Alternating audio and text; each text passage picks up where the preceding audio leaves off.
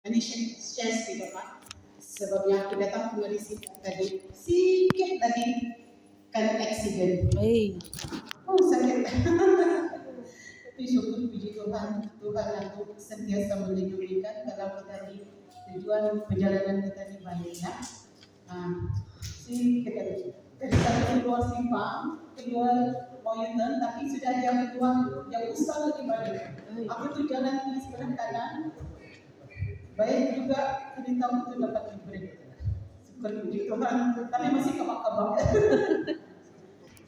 Masih ada belum. Oke, kita tahu kita akan mempelajari malam ini yaitu mengenai dengan mengenal minggu suci ya. Terutama sekali saudara-saudariku yang belum familiar dengan minggu suci. Siapa yang baru pernah mengenal minggu suci ini? Boleh angkat tangan siapa yang first time? First time? Oke, so malam ini saya mau menjelaskan secara ringkas tidak detail. Oke. Inilah pelajaran kita pada malam ini ya. Kita ada 7 ya. Bukan 7 ke 8 tuh. Putus. Kalau dikatakan 8, macam mana begini ketinggalan tuh? Ada keluar lagi yang menjatuh, tak keluar landasan. Jadi yang nomor 8 itu hari raya Paskah, ya. Nantilah kita dulu pelajari. So pada malam ini saya akan membawa tajuk ajaran yaitu mengenai dengan minggu suci ya. Kita akan sama-sama belajar ya mengenai dengan minggu suci yang sesuai dengan ajaran Gereja Katolik. Oke, sebelum kita meneruskan pelajaran malam ini, saya mau memperlihatkan ini, ya. Siapa yang first time melihat ini? Saya. Okay. Semua. Tahu apa ini tuh? Sebagai Katolik kita mesti memahami ini lingkaran liturgi Gereja Katolik, ya. Kita harus pahamnya. Inilah lingkaran liturgi Gereja Katolik. Oke, coba kita lihat di sana.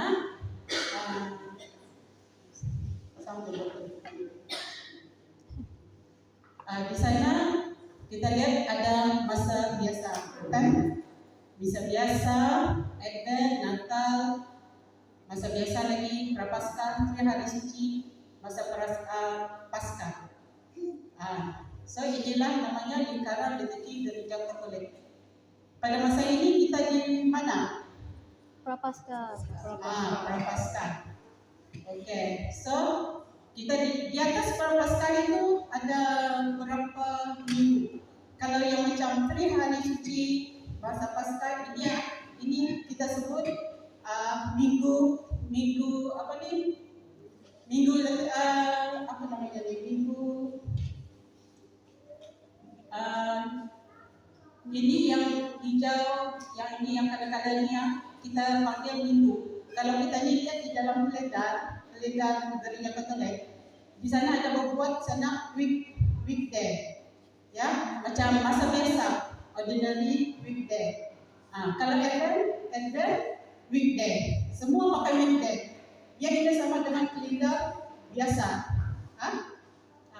Ini semua, that's why apa yang bicara tadi minggu, kita menggunakan minggu, ya. So masa ini kita ini di lingkaran Prapaskah ya. Oke, di sana kalau kita ini menyebut seperti masih lagi degup-degup jantung saya nih. Baru lagi tenang. Macam terjejas apa emosi itu. masa biasa weekday, ordinary weekday, Advent weekday, Christmas weekday, ataupun kita ni sebut Natal, Minggu Natal, Minggu Prapaskah, Minggu Advent, ada tu yang ditulis di dalam pelitian. Okey, di sana ada 6 minggu tu, 6 minggu. Artinya cuba kira dari di atas dari tri hari suci itu. Kamu kira 3 hari suci, 1 masa Paskah, 2 masa biasa, masa biasa 3, Advent 4, Natal 5 dan 6 Prapaskah yang ke-6. Okey.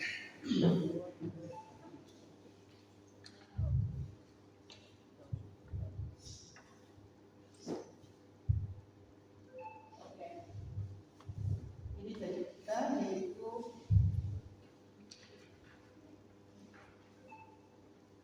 minggu pekan suci. Susah mau terangkan bedanya kalau selepas sikit dia macam masih.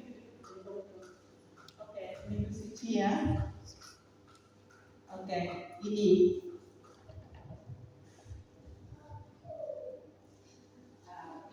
minggu suci ya. Kita mau belajar malam ini mengenai dengan minggu suci.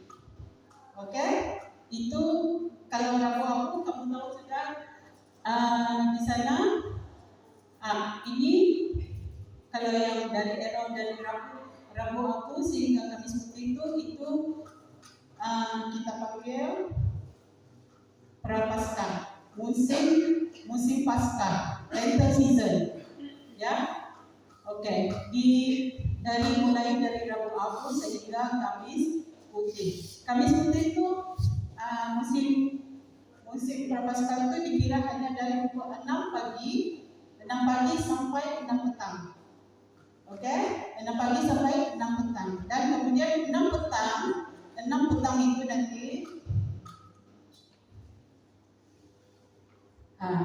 itu yang di atas dulu kita bahas ya. Prapaskah yang di atas itu yang hero dari yang orange itu dinamakan Minggu Suci, yaitu bukan suci, Holy Week dari Minggu Palma. Ya, Minggu Palma itu kalau sudah kita menerima Minggu Palma, sanalah bermula Minggu Suci ataupun bukan suci. Ya, kita akan menyebutnya Isnin Minggu Suci, Minggu Suci Isnin, Minggu Suci Selasa, Minggu Suci Rabu, dan Minggu Suci Kamis. Ya, sampai Jumat dan Sabtu. Itu dinamakan Minggu Suci. Ini 3 hari suci, Easter Triduum. Ya, dari Kamis pukul 6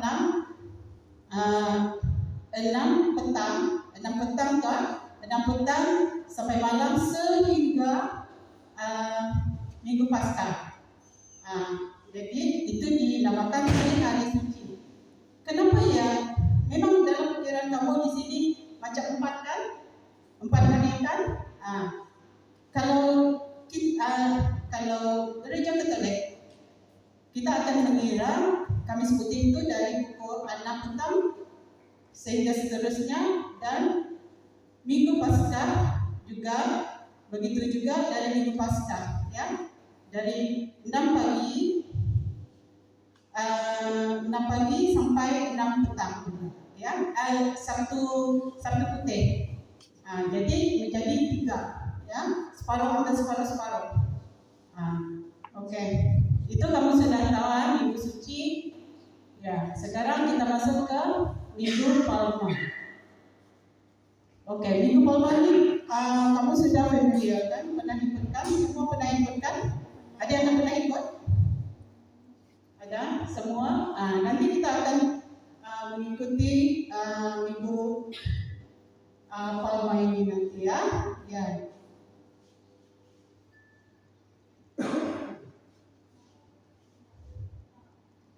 Okey, Minggu Palma di sana. Minggu Palma dirayakan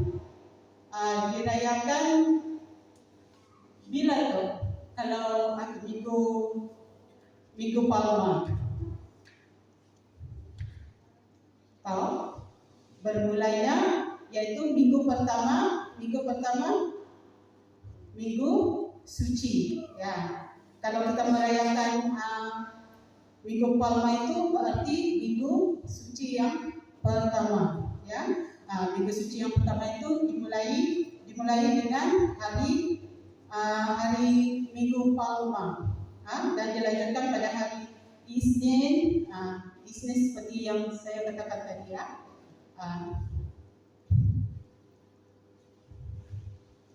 Minggu Palma adalah awal dari pekan suci. Minggu Palma dirayakan untuk mengingatkan perarakan masuknya siapa? Yesus. Yesus seperti gambar di sana ya.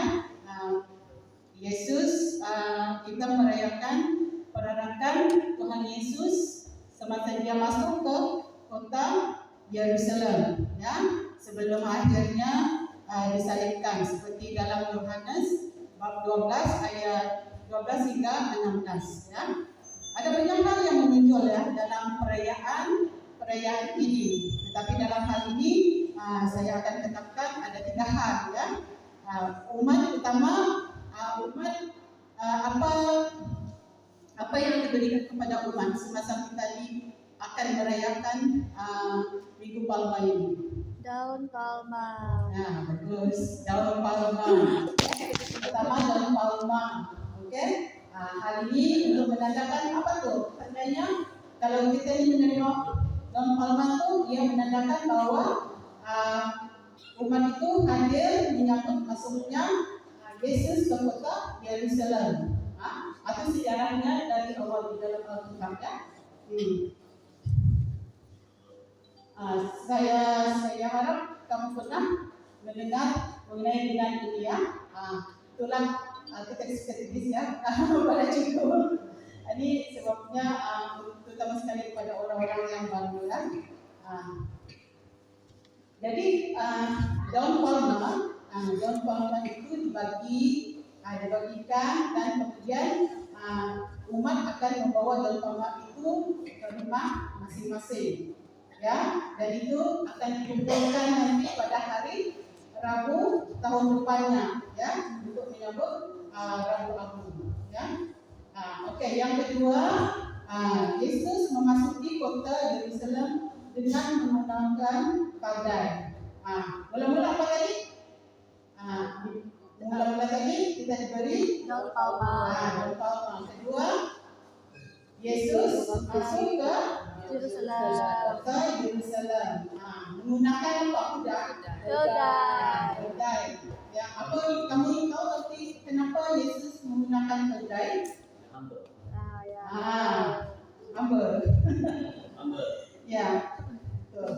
Jadi keldai adalah lambang perdamaian. Hal ini memberikan makna bahwa Yesus datang ke dunia untuk membawa perdamaian. Boleh dibagikan juga bahwa jika keldai adalah membawa perdamaian, maka kalau kuda melambangkan apa?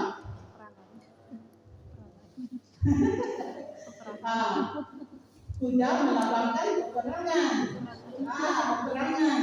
kekerasan. Tapi Tuhan kita yang menunggang apa? Keldai. Seperti yang mereka katakan, rendah diri.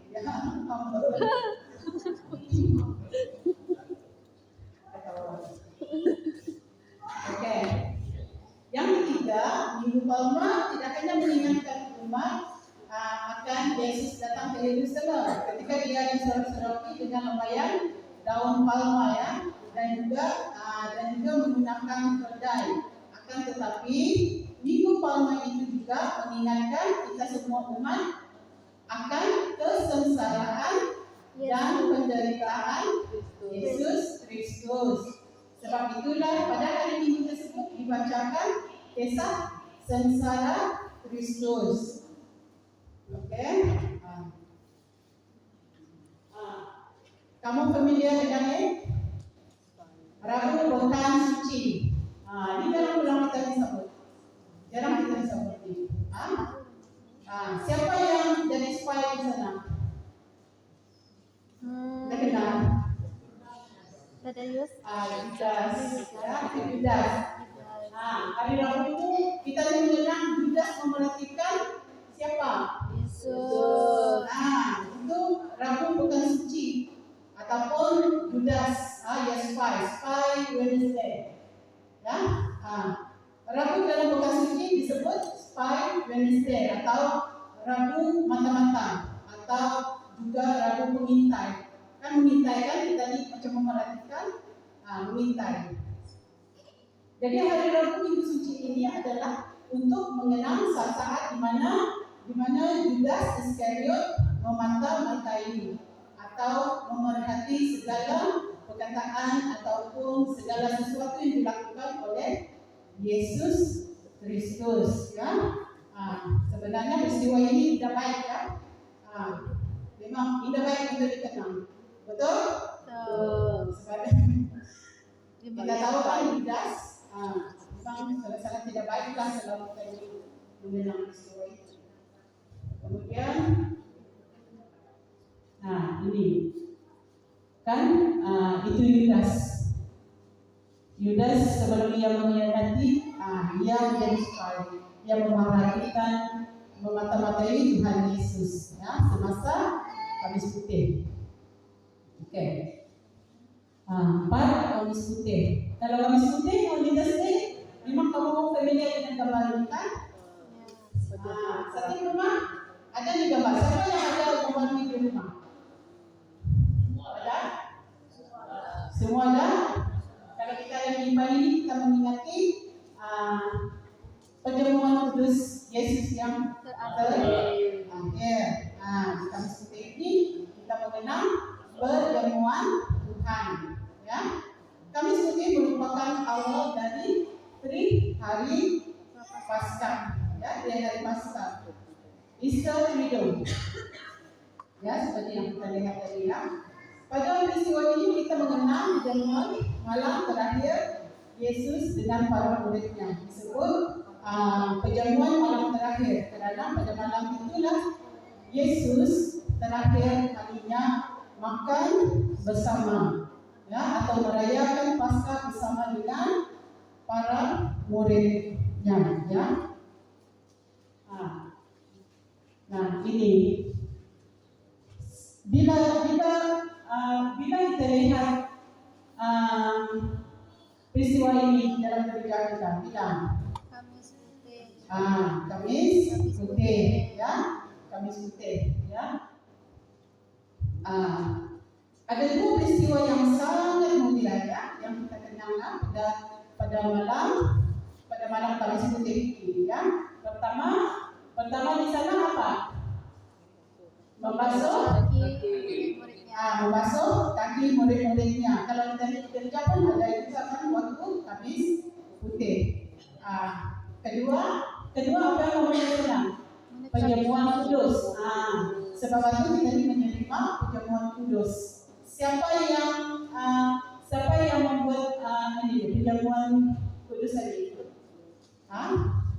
Siapa institusi ataupun menetapkan Ekaristi ini? Yesus. Kan misalnya kita betapa pentingnya kalau kita ini menghadiri misa kudus. Siapa yang first time yang melakukan ataupun siapa yang menetapkan Ekaristi ini? Tuhan kita sendiri, bukan yang siapa-siapa, ya. Tuhan kita sendiri yang mengajar, ya. Mengajar kita untuk membuat Ekaristi. That's why menghadiri misa adalah sangat-sangat penting di dalam kehidupan kita sebagai umat Katolik, ya. Semasa ini kita lihat di sana itu sebagai bentuk dari dia menyerahkan tubuh, menyerahkan tubuh dan darahnya kepada kita dalam bentuk rupa apa? Roti, ya. Dalam bentuk rupa roti dan air anggur. Makanya dalam misa Kamis Putih itu selalu ada upacara pembasuhan kaki, dan yang kedua adalah pentahtaan sakramen Maha Kudus. Dilanjutkan dengan kita ini berjaga-jaga, ya, berjaga-jaga. Kalau siapa yang pernah ikut kalau siapa yang pernah ikut misa Kamis Putih, mereka tahu akan peristiwa ini, kegiatan gereja yang gereja lakukan. Ya, semua ada juga orang-orang di sini yang pernah kena basuh kakinya. Ada berapa orang yang pernah kena basuh kaki? 1, 2, 3, 4, 5. Semua dijaga. Kita ini punya pahlawan Kristen. Syukur puji Tuhan ya. Ada juga orang-orang kita ini yang mencangkulnya untuk pembasuhan kaki ini semasa Kamis Putih. Nah, jadi ini Jumat Agung. Nah, ini Jumat Agung. Jumat Agung. Inti peristiwa ini, isi peristiwa Jumat Agung ini yaitu mengenang sengsara Tuhan Yesus. Yesus wafat. Jumat Agung itu adalah hari di mana kita memperingati wafatnya Tuhan kita Yesus Kristus. Kamu pernah dengar semasa Tuhan Yesus itu apa tugas Tuhan Yesus itu semasa di dalam kematian itu? Kamu tahu apa yang dilakukannya semasa ia mati? Semasa ia wafat? Tuhan Yesus itu indah yang kita pikirkan, ia meninggal, dia dibaringkan di makam. Indah itu saja yang dilakukannya. Semasa dia mati itu, dia ada turun ke tempat penantian. Di dalam doa kita, aku percaya Tuhan Yesus turun ke tempat penantian. Ada kan? Itulah tugas Tuhan Yesus, ya. Dia turun ke tempat penantian. Tempat penantian itu tempat jiwa-jiwa yang sudah meninggal. Kamu pernah mendengar ceritanya itu? Kalau saudara-saudari yang suka membaca Alkitab mungkin tahu ceritanya ini, ya. Tuhan Yesus itu ya semasa dia di dalam kematiannya itu dia turun ke tempat penantian untuk menyelamatkan jiwa-jiwa yang sudah meninggal, ya, jiwa-jiwa yang sudah meninggal semasa orang-orang yang di zaman perjanjian lama, ya, sebelum Tuhan Yesus meninggal. Jadi orang-orang itulah yang diselamatkan, orang-orang yang sudah mati di dalam perjanjian lama. Ya, contoh seperti nabi-nabi di perjanjian lama, ya, sama orang-orang yang saleh, orang-orang yang percaya kepada Tuhan, kepada Allah Bapa yang berkata-kata di zaman perjanjian lama. Seperti contoh Nabi Nuh. Apa lagi yang kamu tahu Nabi yang di perjanjian lama? Nabi Musa. Oke? Banyak kan nabi-nabi di perjanjian lama. Jadi itulah sebenarnya yang dilakukan oleh Tuhan Yesus masa di dalam kematiannya.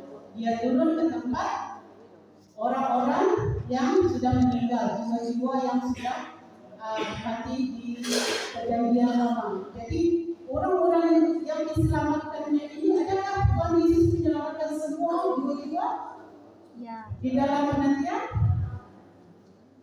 Semua? Coba angkat tangan, siapa yang semua? Semua yang menyelamatkan orang-orang di perjanjian lama, semua diselamatkannya. Siapa?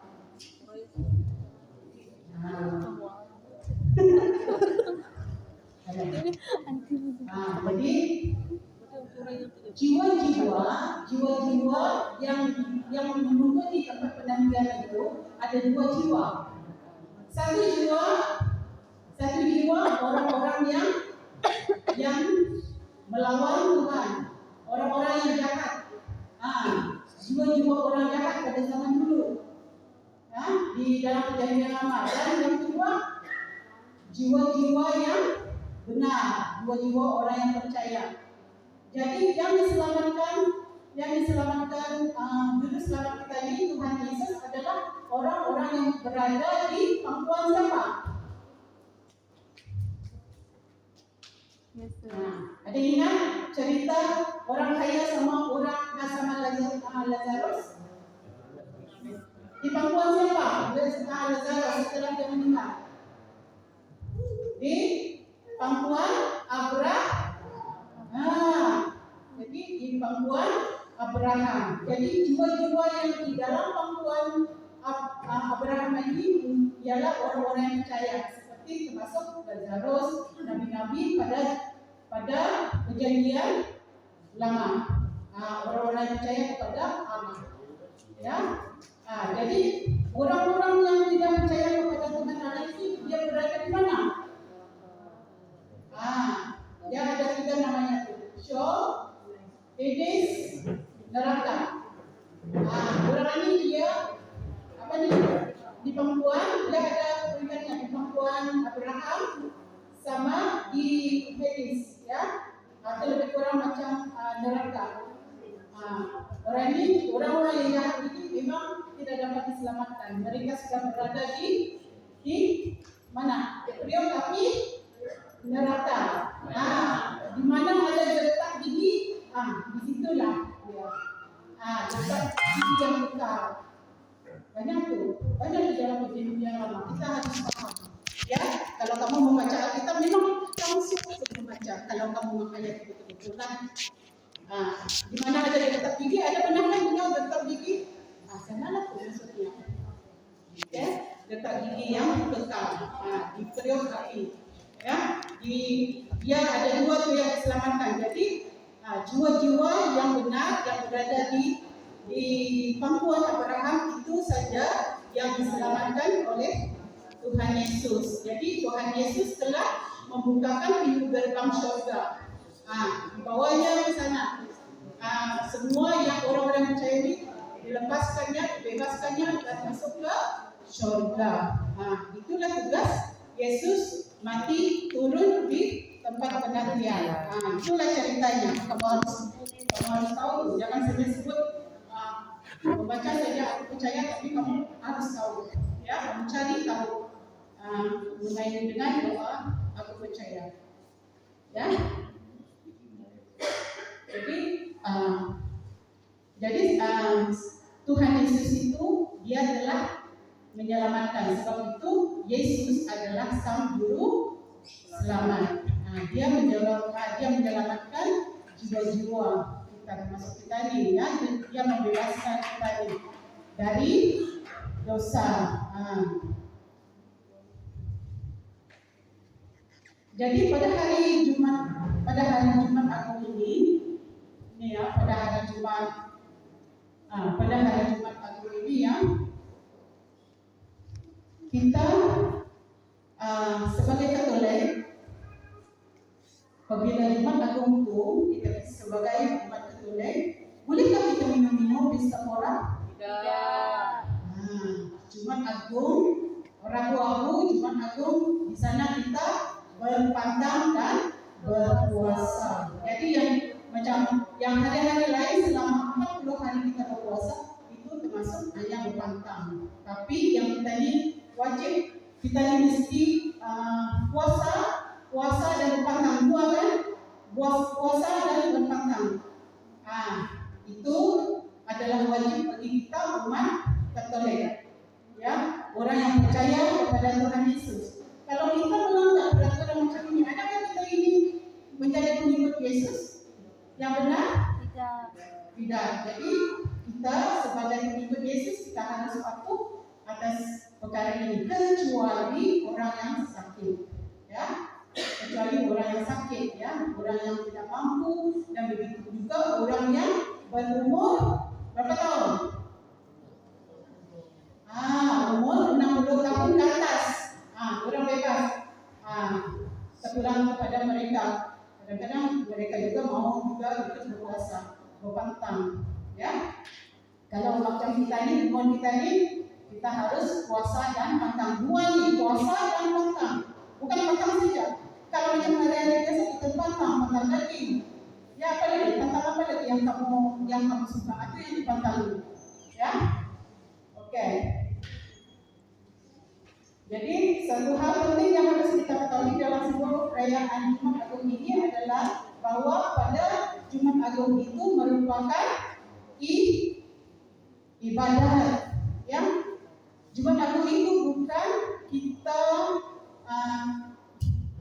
Jumat Agung itu bukan misa, ya, bukan misa biasa seperti kita melihatkan pada acara syukuran membuat macam di altar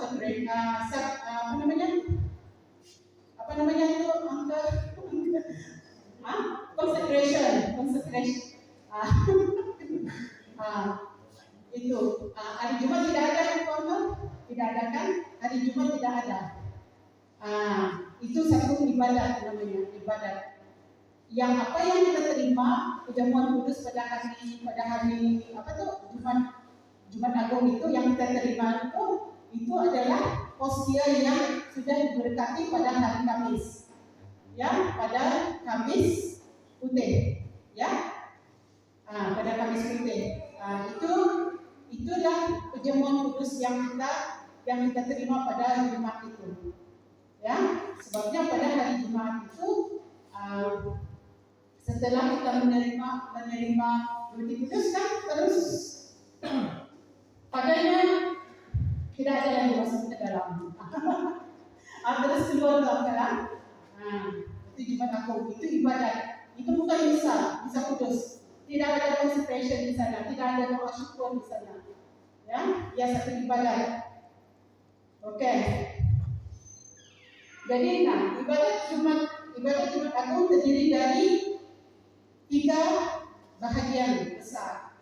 Ya, 3 bahagian besar. Yaitu pertama adalah ibadat sabda, ya, yang ada pada Jumat Agung juga, yaitu ibadat sabda dan ataupun pasyo. Pasyo itu kisah sengsara Yesus. Pasyo ini selalunya diambil dari Injil Yohanes 18, ya. Kemudian yang kedua apa tuh di sana? Penyembahan salib. Penyembahan salib, ya. Penyembahan salib ini selalu dilakukan dengan menghormati atau mencium salib, ya. Semasa kita digemparkan dengan wabak, kita tidak ada peluang untuk mencium salib, ataupun kalau di sini kebanyakan orang untuk hormat itu, ya. Nah, ini mungkin satu pertanyaan, ya, atau yang perlu kita ketahui bahawa apa makna mencium salib? Mencium salib adalah salah satu bentuk dari penghormatan kita kepada Kristus yang bersalib. Ya, pada saat ini kita menghormati salib Kristus.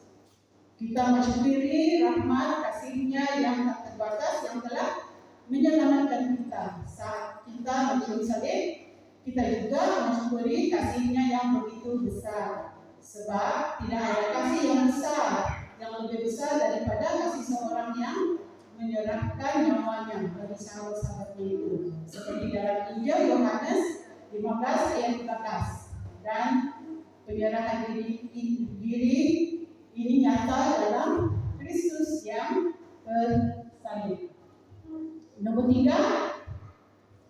tiga apa ya? Ucara komuni. Ucara komuni. Ibadat Jumat Agung ini ditutup dengan pembahagian komuni, ya. Pembahagian komuni atau pembahagian hostia, ya, hostia. Yang itu komuni itu selalunya kalau kita di roti kudus, kita sebut dia roti kudus, ya, namanya hostia, ya, atau hostia.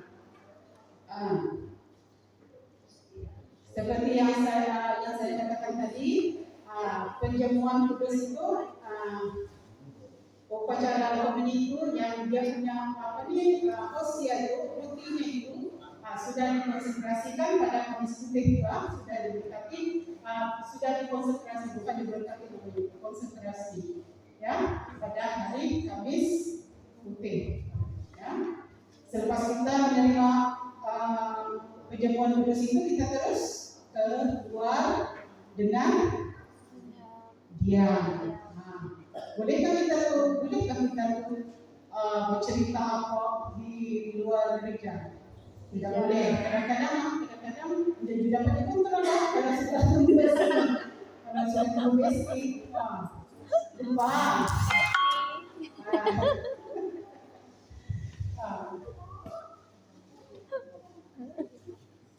Sabtu suci. Sabtu suci, ya. Di sana Yesus ibaratnya Sabtu suci atau istilah disebut juga Sabtu suci, sunyi. Sabtu sunyi. Sabtu suci ataupun Sabtu sunyi. Hari Sabtu itu dia sunyi. Sunyi macam apa? Maka orang boleh bergabunglah. Berkabung. Sabtu sunyi ini dia berlangsung sangat singkat, ya, dari pukul 6 pagi sehingga petang, ya. Pukul 6 petang lah, setelah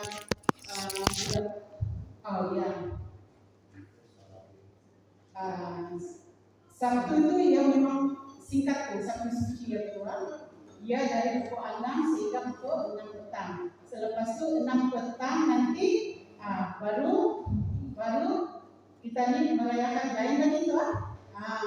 Selama itu dikirakan kita masih lagi di sana berpantang, ya. Pagi itu jangan kita akan happy kan barbecue apa. Belum lagi tu.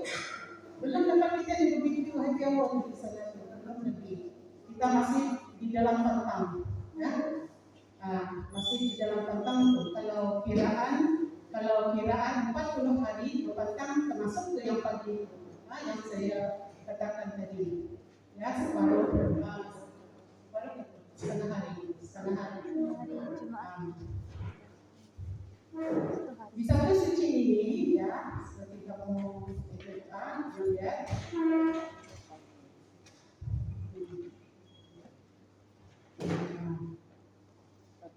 itu kejadian apa yang terjadi di dalam gereja kita. Ya, di Sabtu suci itu tidak ada perayaan apa-apa tuh di sana Tuhan. Gereja tidak ada merayakan sembarang perayaan pada Sabtu suci pagi, ya. Pada Sabtu pagi itu dia tidak ada kegiatan, sunyi, gereja sunyi. Tidak ada kegiatan apapun, tidak ada perayaan apapun, tidak ada, ya. Tidak ada kegiatan apa di sana begitu. Karena apa? Di gereja kita ini tidak ada melakukan sebarang perayaan atau kegiatan yang di dalam gereja. Sebabnya apa tuh? Sebabnya gereja kita masih mengenang Yesus yang masih berada di dalam makan, ya. Pagi itu Tuhan Yesus masih lagi dimakan, ya. Kalau kita lihat di gereja, tabernakel gereja, kalau ada resep di belakang itu tidak ada tubuh Kristus di sana itu, tidak ada hostia yang sudah dikonsentrasi, tidak ada. Jadi dia punya pintu itu buka, menandakan tidak ada maksudnya tidak ada Yesus lah di sana. Dan begitu juga dianya pun candle yang di beauty operation itu pun tidak ada. Kalau kamu masuk di dalam moderation itu, kamu lihat kalau tidak ada lampu berarti tidak ada Tuhan Kristus di sana di tabernakel itu. Kadang-kadang waktu kami adoration, aku heran waktu adoration itu. Tabernakel Tuhan Kristus itu sudah dipamerkan di altar. Ada juga orang masuk dalam bilik adoration. Dia tidak tahu apa yang di atas meja altar itu. Itu saya sangat muskil. Dan siapa yang dia sembah di dalam itu. Padahal tabernakel tidak ada musuh. Ya, terbuka. Apa yang tabernakel tubuh Kristus itu arah altar itu. Ada juga orang masuk belakang apa dia sembah. Padahal yang tubuh Kristus itu sudah dipamerkan di atas altar depan sana. Dia tidak perasaan yang orangnya ramai sudah di depan itu kan, membuat adoration. Tapi dia masuk ke belakang. Ada juga saya tengok tu. Kasihan juga.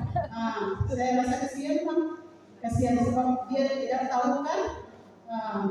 Bukan main ini macam nampak saleh lah, tapi salah. Dia tidak tahu apa yang ada di atas altar. Kasihan lah. Sangat kasihan. Ya.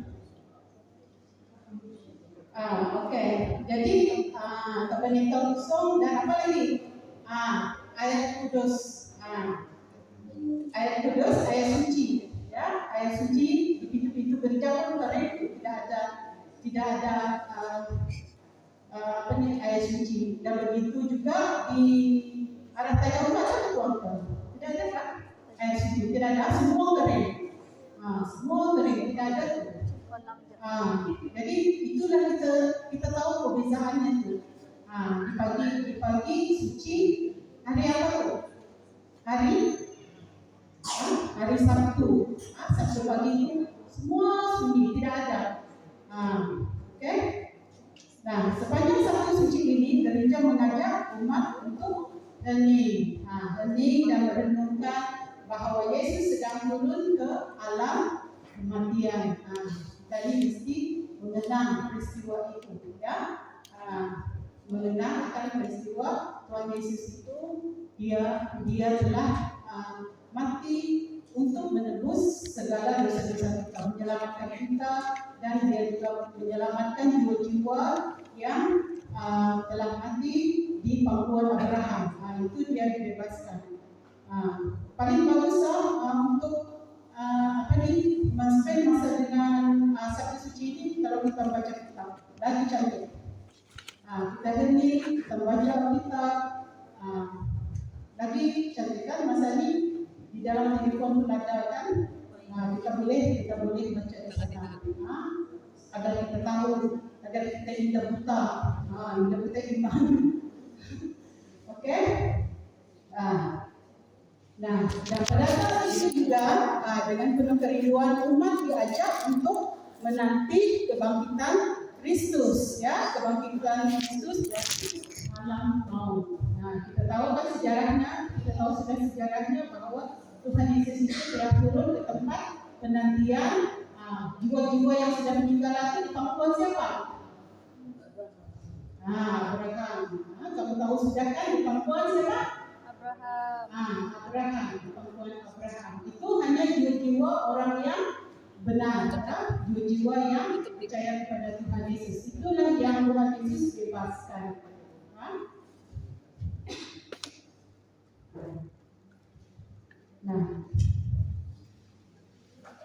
Malam Paskah. Kalau malam Paskah kita ingat apa? Di sana kita ingat cahaya. Macam inilah malam Paskah. Virgin Paskah ataupun Easter Vigil. Malam Paskah yaitu disebut kebangkitan Tuhan Yesus, ya. Itu malam Paskah kebangkitan Tuhan Yesus. Malam Paskah juga disebut dengan istilah Virgin Paskah. Virgin berasal dari kata Virgilis yang artinya berjaga-jaga atau bersiap-siap. Ya, malam ini malam berjaga-jaga. Ya, kita berjaga. Malam berjaga bagi Tuhan. Malam itu Tuhan. Pada malam ini kita berjaga-jaga dan bersiap-siap menanti kebangkitan siapa? Yesus. Kebangkitan Yesus dari kematian menuju ke kehidupan yang Kekal. kekal dan yang baru. Ya. Nah, perayaan malam Paskah adalah perayaan utama dan paling mulia dari segala perayaan. Ya. Kamu tahu tuan, itu adalah perayaan yang paling mulia di dalam gereja Roman Katolik. Oke, malam inilah saat di mana kita merasakan sukacita, ya.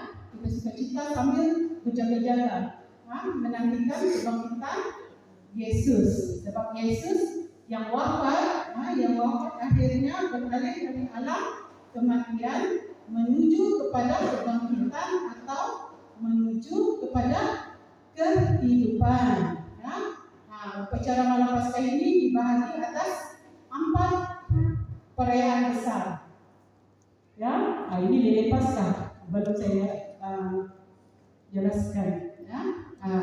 Upacara, kita ini dulu.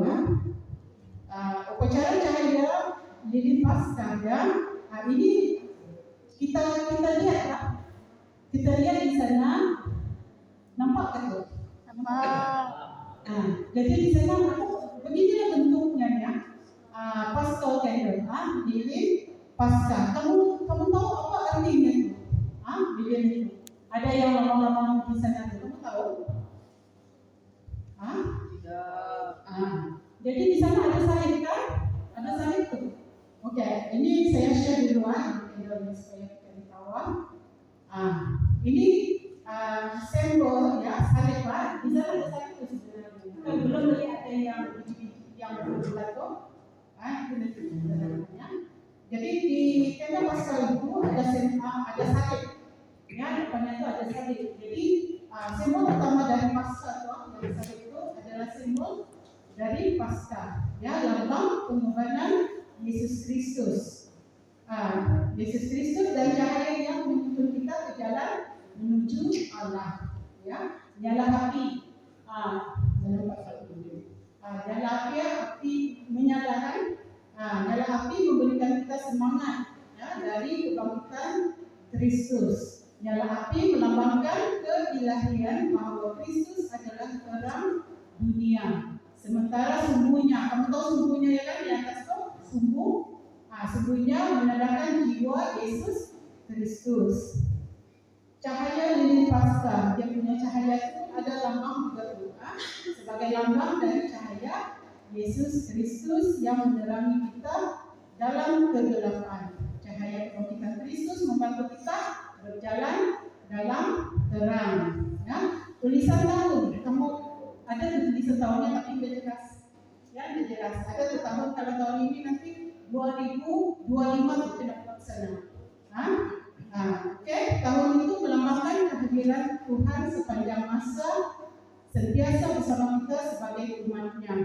Tuhan selalu dan sepanjang masa menjaga dan melindungi kita. Kemudian ada simbol E dan O. Yang di atasnya itu ada E, di bawahnya O. Artinya Alfa dan Omega. Ya, Alfa dan Omega merupakan simbol dari keabadian kuasa Tuhan. Bahwa Dia adalah yang pertama dan terakhir. Huruf ini diletakkan di atas dan di bawah. Nah, itu di atasnya di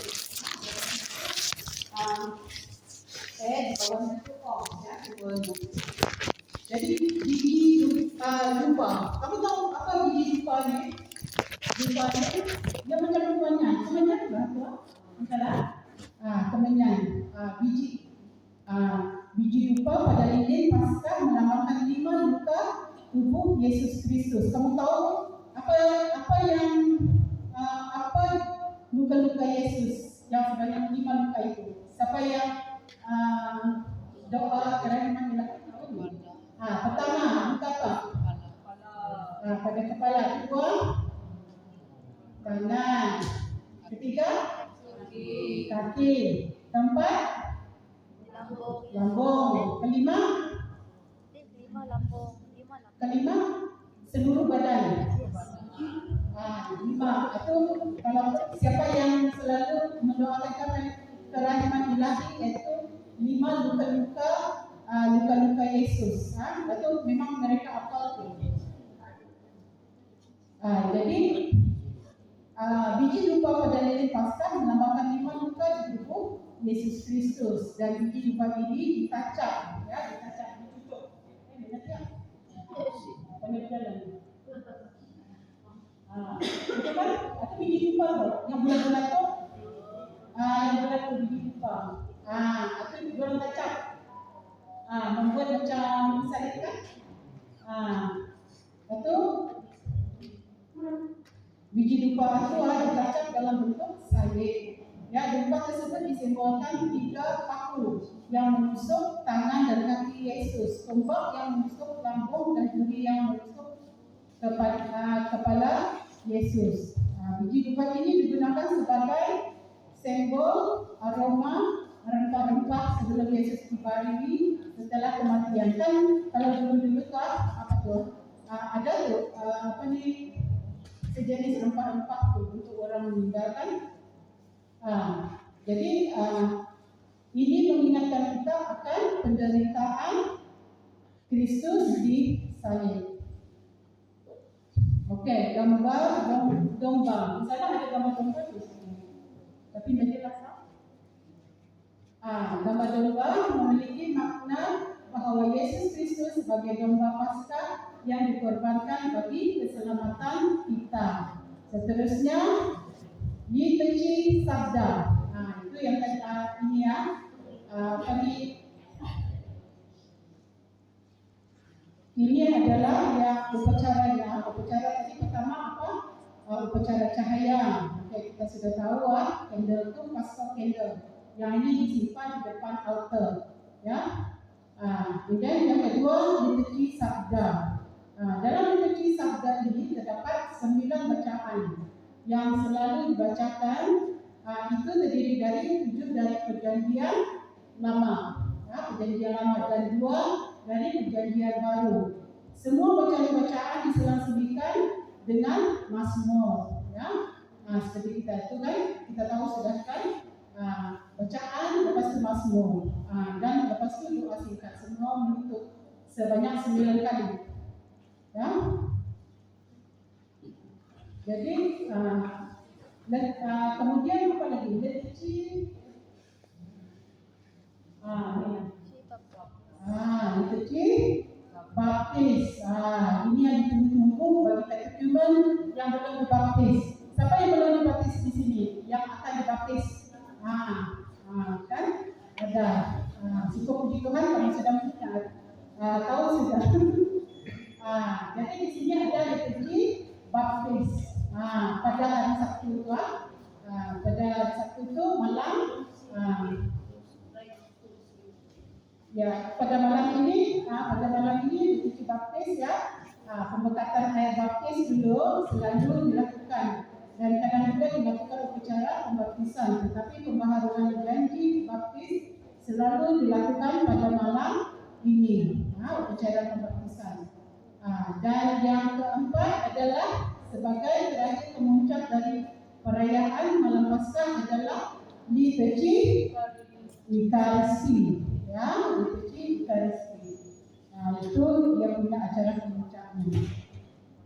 Kemudian Minggu Paskah. Minggu Paskah, Yesus bangkit. Hari Raya Paskah inilah hari raya yang sesungguhnya, yaitu hari Raya Paskah Minggu pagi. Hari Minggu Paskah ini disebut juga hari Raya Kebangkitan Tuhan. Hari Kebangkitan Tuhan ini adalah hari raya dari segala hari raya. Yang mana hari raya mana yang paling besar? Hari Raya Paskah ataupun hari Natal? Paskah. Jadi ini hari yang paling besar, paling terbesar dalam gereja Katolik. Kamu tahu sudah tak?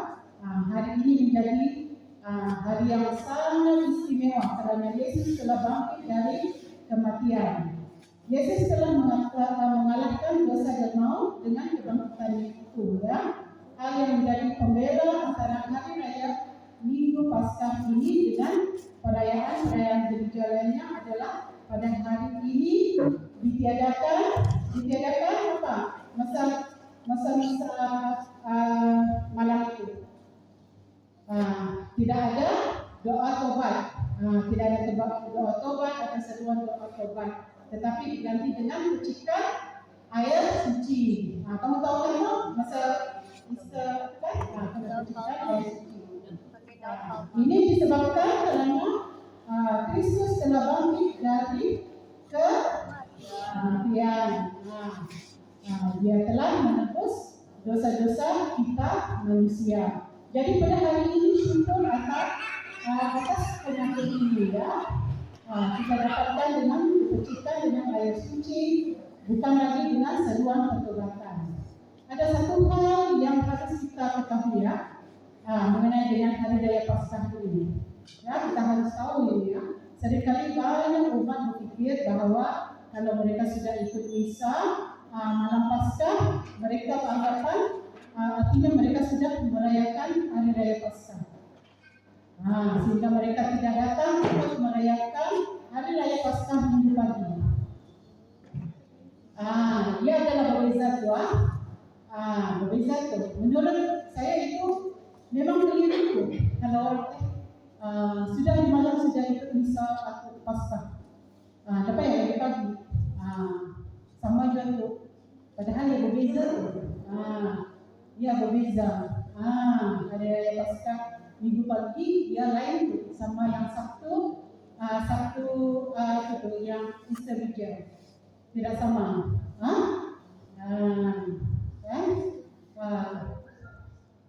Misa Vigil atau malam Paskah adalah misa berjaga bersama Tuhan atau berjaga bagi Tuhan. Itu namanya misa yang Easter Vigil. Manakala malam Paskah bukanlah puncak dari perayaan Paskah. Puncaknya malah pada hari raya Paskah Minggu, ya, minggu pagi. Nama perayaannya saja sudah berbeza, kan? Jadi Anda boleh perhatikan ini. Misa Vigil Paskah di Sabtu malam adalah dikirakan kebangkitan Tuhan, ya. Sementara misa hari raya Paskah Minggu pagi adalah hari raya kebangkitan Tuhan. Kita merayakan. Jadi oleh karena itu adalah wajib kita merayakan kedua hari raya ini, ya, malam maupun paginya. Dua-dua kita harus hadir, ya. Nah, sukacita Paskah masih terus berlanjut, sukacita Paskah tidak hanya berhenti pada malam Paskah. Dan juga hari raya Paskah minggu pagi, tetapi dilanjutkan selama masa prapaskah. Masa Paskah ini berlangsung sangat panjang, ya, yaitu selama 50 hari dihitung dari masa Paskah ini, ya, dan berakhir pada hari Minggu Pentakosta.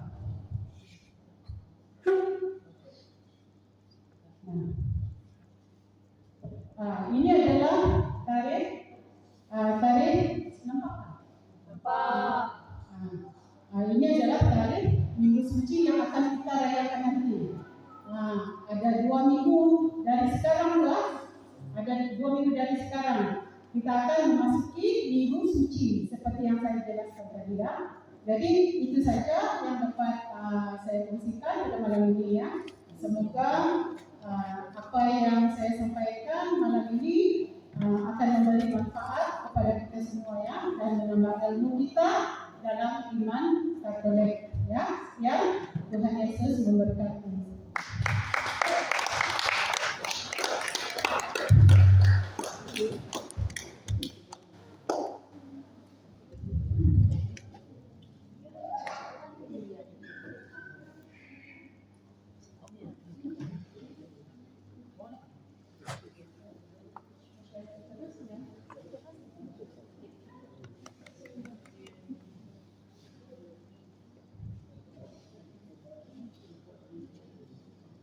Terima kasih Sister Doris.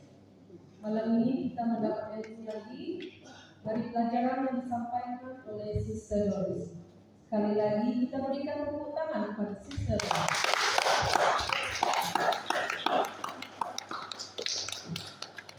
Kita sungguh bersyukur ya, karena malam ini kita mendapat kesempatan dapat belajar dari Sister Doris mengenai dengan apa itu Minggu Suci. Nah, sekarang kita sudah tahu dan menjelang Minggu Suci nanti, yaitu ada 2 minggu lagi dari sekarang. Kita akan berada di dalam Minggu Suci, jadi kita semua berharap agar Minggu Suci itu kita dapat merenungkan kembali akan peristiwa yang terjadi, yang dilalui oleh Yesus Kristus, yaitu Tuhan dan Juru Selamat kita yang kita cintai. Semoga Tuhan memberkati Sister Doris dan kita semua. Amin.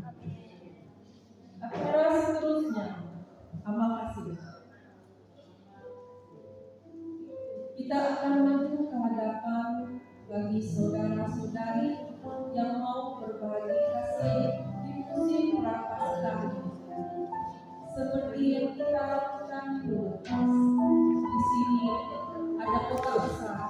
Kita simpan para yang tak bekerja dalam kotak.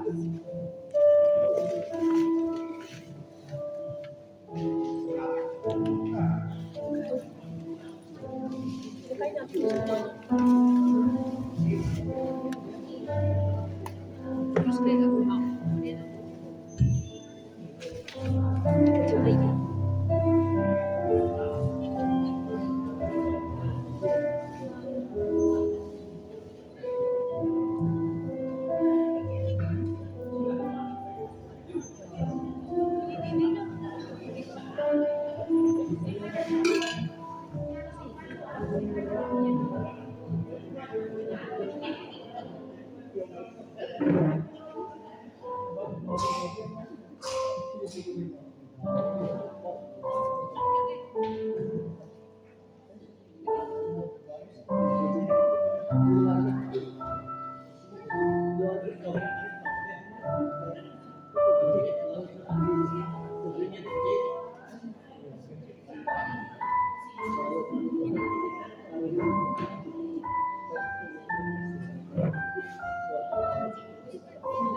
Saudara-saudari, terima kasih atas terima kasih yang diberikan. Sekarang kita jemput Sister Florence untuk menyampaikan pengumuman dan terus doa penutup kita pada malam ini.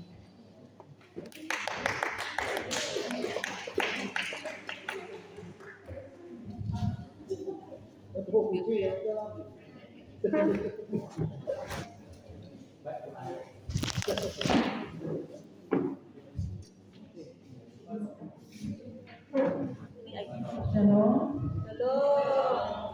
Malam ini kita ada satu pengumuman saja. Doa kelompok kita atau prayer meeting PSK minggu depan ditiadakan.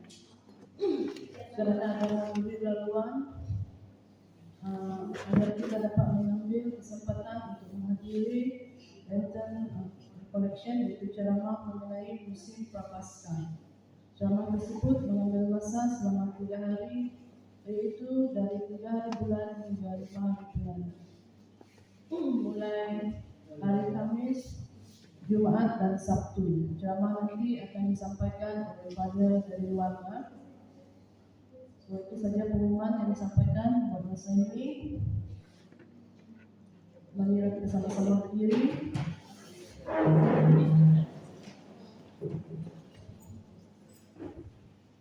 Kita buat tanda kebenaran dari Nama Bapa dan Putra dan Roh Kudus. Ya Allah Bapa yang Maha Kudus, kami mengucapkan syukur dan terima kasih kepada